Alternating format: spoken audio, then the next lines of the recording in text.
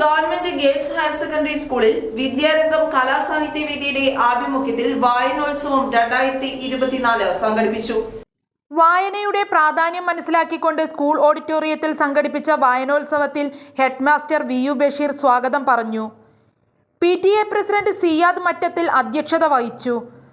നഗരസഭാ chairman Biju John Jacob ഉദ്ഘാടന കർമ്മം നിർവഹിച്ചു.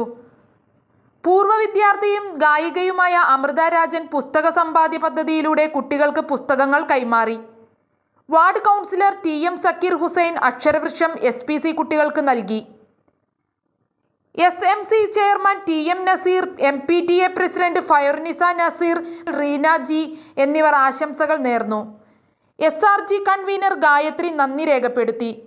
കോർഡിനേറ്റർ തസ്മിൻ ഷിഹാബ്, അനുശ്രീ, അഞ്ജു ചന്ദ്രൻ, സന്ദീപ്, മേരി ഫിലിപ്പ് തുടങ്ങിയവർ സംബന്ധിച്ചു.